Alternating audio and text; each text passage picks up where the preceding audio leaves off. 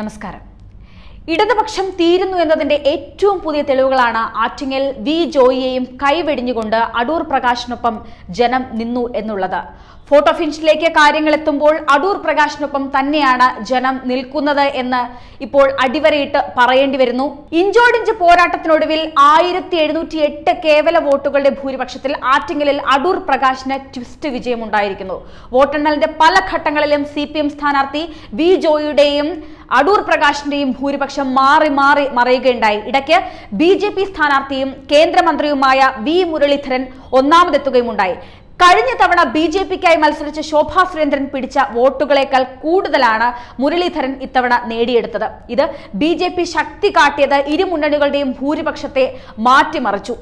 ആറ്റിങ്ങൽ കൂടി പോയതോടെ ഒരു നാണം കെട്ട തോൽവിയാണ് ഇടതുപക്ഷ ജനാധിപത്യ മുന്നണി കേരളത്തിൽ ഉണ്ടാക്കിയിരിക്കുന്നത്. പിണറായിയും പാർട്ടിയും വലിയ രീതിയിലുള്ള ഒരു ആത്മപരിശോധന കേരളത്തിൽ നടത്തണം എന്ന് എന്താണ് കേരളത്തിൽ സംഭവിച്ചു എന്നത് ചിന്തിക്കേണ്ടിയിരിക്കുന്നു എന്നും പറയേണ്ടി വരുന്നു. വലിയ രീതിയിലുള്ള പോരാട്ടത്തിനൊടുവിലാണ് ആറ്റിങ്ങലിൽ അടൂർ പ്രകാശ് കൈയടക്കിയത്. മാത്രമല്ല BJPക്ക് വേണ്ടി വി മുരളീധരൻ വലിയൊരു വിഭാഗം വോട്ടും ഇവിടെ നേടിയെടുത്തു. അതും ഇടതുപക്ഷത്തിനെ സംബന്ധിച്ചിടത്തോളം വലിയ രീതിയിലുള്ള ഒരു തിരിച്ചടിയാണ് ഉണ്ടായിരിക്കുന്നത്.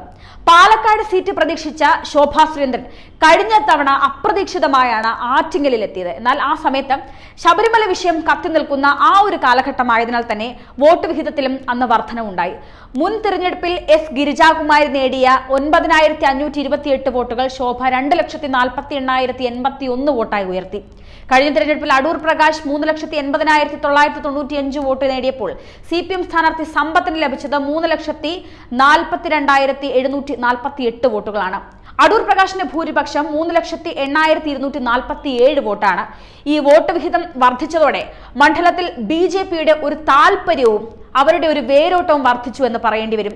കേന്ദ്ര സഹമന്ത്രി വി മുരളീധരൻ ഈ തിരഞ്ഞെടുപ്പിൽ വോട്ട് വിഹിതം 3 ലക്ഷത്തിന് മുകളിൽ എത്തിച്ചു എന്നത് ഇടതുപക്ഷത്തെ സംബന്ധിച്ചിടത്തോളം അല്ലെങ്കിൽ UDFനെ സംബന്ധിച്ചിടത്തോളം വലിയ ഞെട്ടിക്കുന്ന കാര്യമാണ്. വർക്കല, ആറ്റിങ്ങൽ, ചിറയൻകീഴ്, നെടുമങ്ങാട്, വാമനാപുരം, അരുവിക്കര, കാട്ടാക്കട നിയമസഭാ മണ്ഡലങ്ങൾ ഉൾപ്പെടുന്നതാണ് ആറ്റിങ്ങലിലെ ഈ ലോക്സഭാ മണ്ഡലം.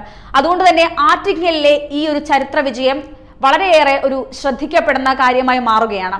അതേസമയം തലസ്ഥാനത്തേക്ക് നോക്കുമ്പോൾ 4ാം അംഗത്തിലും ശശി തരൂരിനെ കൈവിടാതിരിക്കുകയാണ് തലസ്ഥാനം. ഒരു ആക്ഷൻ ത്രില്ലർ സിനിമയുടെ ഒരു ഉദ്യോഗം നിലനിർത്തിയ വോട്ടെണ്ണലിൽ അവസാന നിമിഷത്തിലാണ് NDA സ്ഥാനാർത്ഥിയായിട്ടുള്ള രാജീവ് ചന്ദ്രശേഖരനെ മറികടന്ന് 15,000-ലേറെ വോട്ടിന്റെ ഭൂരിപക്ഷത്തിൽ ശശി തരൂർ മണ്ഡലം നിലനിർത്തിയിരിക്കുന്നത്. ശശി തരൂരിന് 3,53,679 വോട്ടും രാജീവ് ചന്ദ്രശേഖരന് 3,37,920 വോട്ടും പന്നിൻ രവീന്ദ്രന് 2,44,433 വോട്ടുമാണ് ലഭിച്ചത്. തരൂരിന്റെ ഭൂരിപക്ഷം 15,759. 2014 ശശി തരൂർ കോൺഗ്രസിനായി 2ാം തവണ മത്സരിക്കാൻ ഇറങ്ങിയപ്പോൾ ഭൂരിപക്ഷം 15,470 വോട്ടായിരുന്നു. കഴിഞ്ഞ തവണ തരൂരിന് 4,16,131 വോട്ടും കുമ്മനം രാജശേഖരന് 3,16,142 വോട്ടും C ദിവാകരന് 2,58,556 വോട്ടുമാണ് ലഭിച്ചത്.